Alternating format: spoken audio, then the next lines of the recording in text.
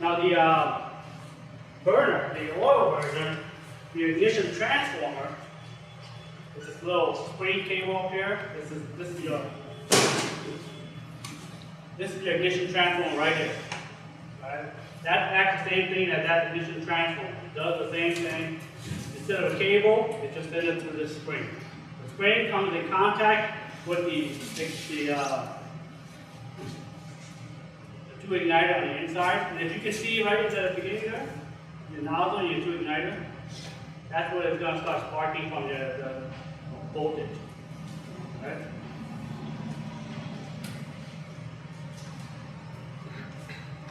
Now, ignition transformer, I already talked on that. It's basically just take the 120 volt, jack it up to high intense voltage to generate the spark for ignition.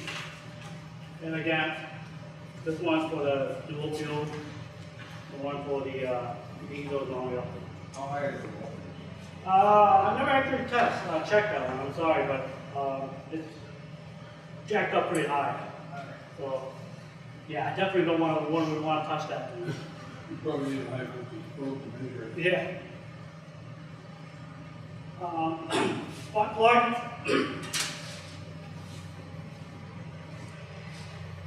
See if I can see this guy right here.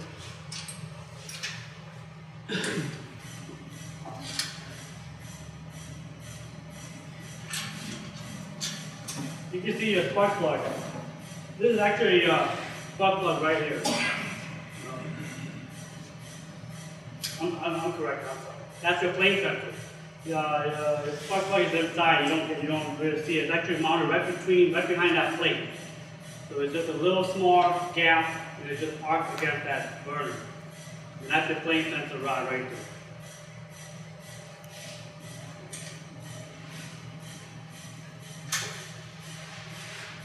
The burner assembly,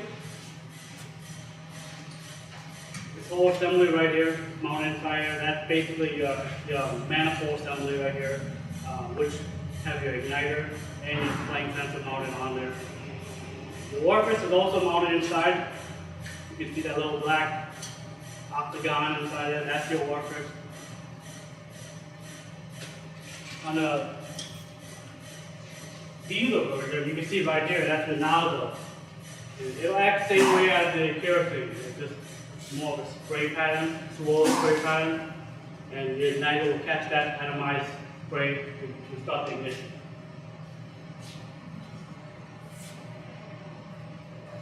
The heat exchanger is where all the magic is happening, where all the flame is happening.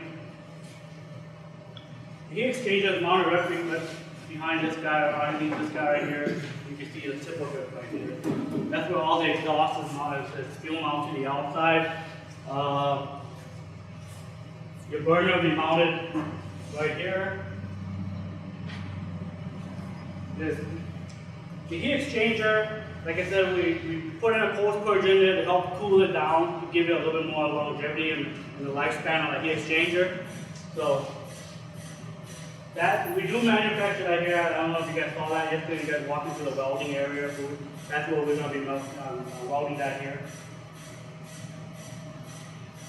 Fan wheel, just moving air. The motor on these guys, there's two motors on these guys.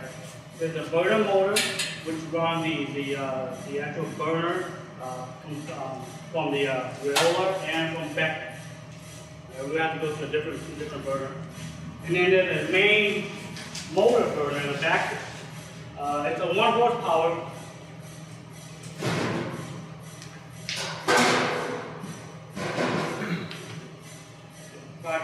I will move this out later. It's a 1.5 horsepower belt-driven motor back here, just similar to the 350 configuration. It's a 1.5 horsepower motor back. It runs up of 115 volts. We draw about 25 amp startup. That's peak startup, so that doesn't mean that you have to have a 25 amp breaker, but you could get by with a 15. It's just 25 peak. So where we have a start and a run capacitor on top of it? Yes. Yep, it does have a run and a start capacitor on top of it. And we'll also that again later when we get that set on front. The fan housing, there is one for the main motor. It's actually directed towards the front of the heater. So it actually blows it out that way.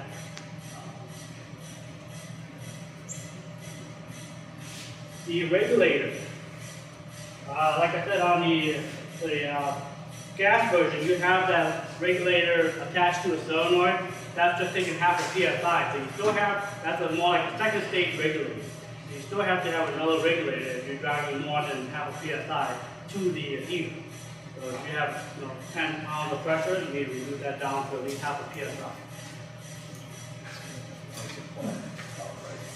Now the diesel version, obviously there's no regulator because it's all diesel fuel, so there's no regulator about diesel. It's just a fuel pump pressure, driven by pump pressure. I believe this one here we have, I think right now it's 150 psi for the pump.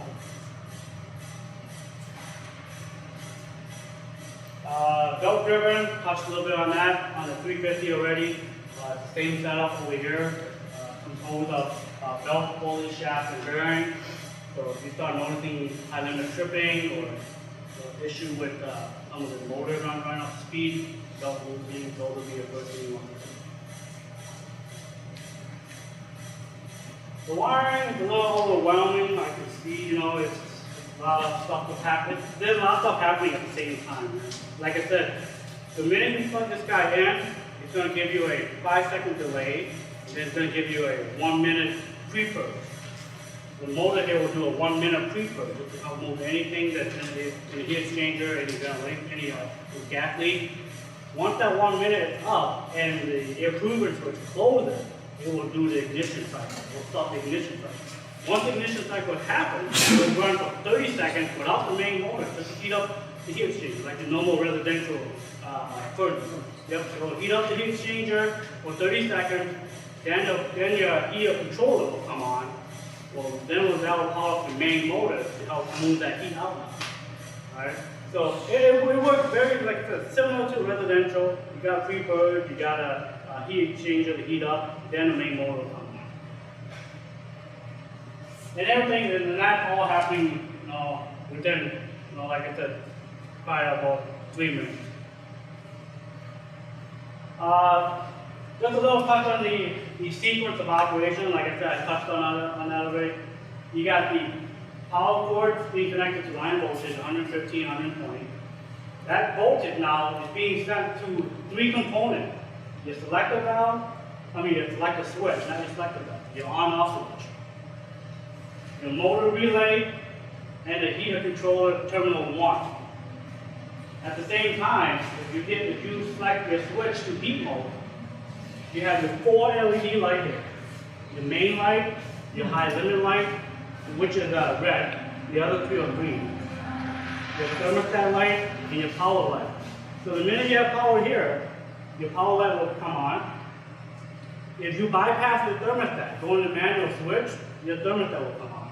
If you have a thermostat hooked up to it, and it's not calling for heat, or set below room temperature, that will not come on. So as soon as that calls for heat, the LED will come on. Your red light here, it's actually a high limit, but it also acts as a pre-purge, post-purge limit switch too. So when it's flashing, that means that the motor is in a pre-purge or post-purge mode. So just because it's flashing doesn't mean that your limit switch tripped. If it's solid, then you have a limit issue, right? So, it's indicated right on here on the label. Flashing, you're in a pre-purge or post-purge mode. Your solid light comes on, one of your limit switches tripped. Then lastly, your main fan, then your fan motor will come on when that light comes on, the motor will come on. Alright, so your thermostat calls for heat. Your selector switch is sent, you see your thermostat, selector switch sent voltage to terminal W, which is similar to the Premier. W is what turns the heater on. Same thing here. Power is sent to W of the heater controller. That turns the controller on now. Thermostat LED is activated, saying that you have power going to your thermostat. Line voltage from the heater controller, line voltage is sent out on PFO Now that is to check the high limit switch. So instead of checking the air coolant switch, like the Premier, this one's checking the high limit switch. It comes back. If either one trip, it's going to stop everything and then now it's going to lock up. Once that comes back, then the line voltage send most voltage is being sent to the burner. Now the burner will start. Okay, now it's going to do it.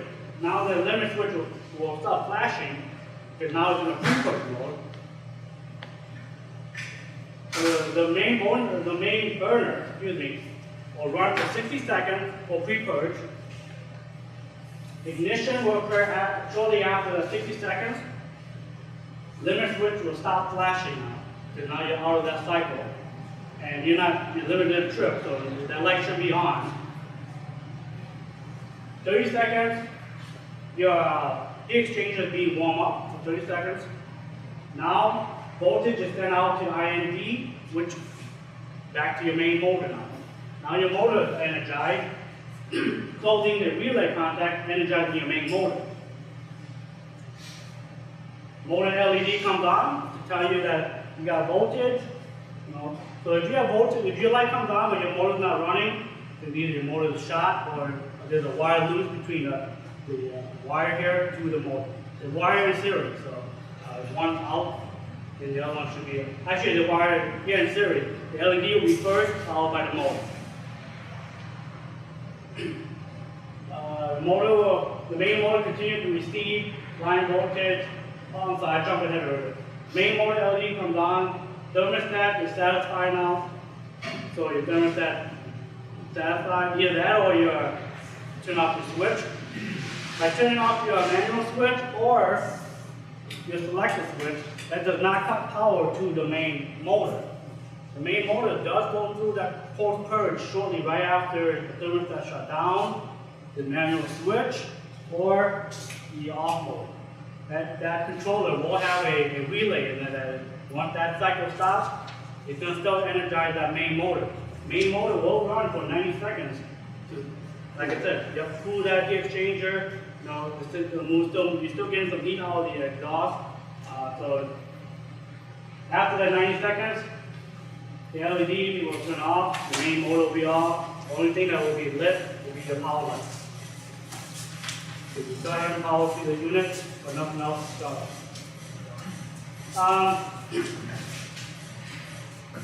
Like I said, these guys, if you really think about it, work just like a residential furnace. So if you guys work on a lot of these guys, same concept. Safety devices or the high limit switches on these guys. Photo cell on the other one. Air pressure switch on this one on dual fuel. Those are some of the safety devices. First thing you might want to look at is those guys. If you get out of the field and all of a sudden you get one that doesn't work.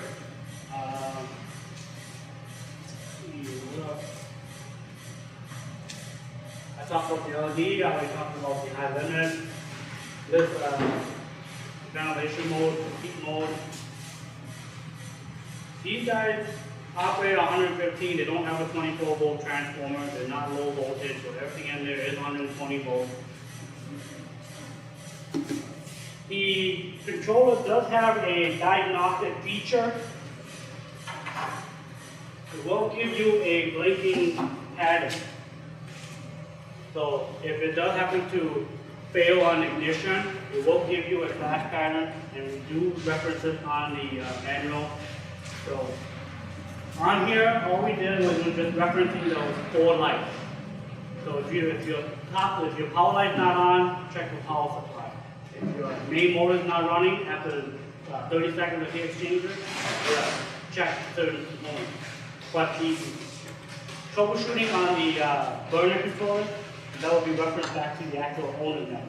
I believe the owner's manual is going to actually get mounted, get kind of put in a pocket inside the heater. So we'll be, there's plenty of room here, it will be mounted right inside it. Both manuals. Yeah. The burner manual and the owner's manual for the Foreman will be in that pocket, in a little clear bag pocket inside the heater. What else? You notice that we have a couple of crane. With the crane, pick this up, or forklift. You guys take a look at it, you can pick that up. So, handle. The handle do move up and down. You can, move the handle down and get out of your way. It's just a collar pin. You just take the collar pin off, you can drop that handle down and collar pin back in.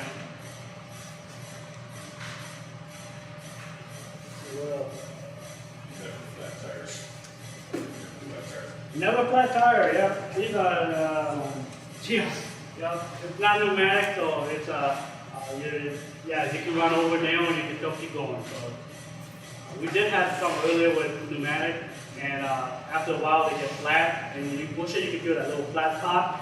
So it does, it's a little troublesome to move that guy around. And very challenging to change on our competitors' units. Is it? So this one here is just held together by collar pin. To jack it up a little bit, take the pin off, put the wheel, put the pin back in, and you can do it.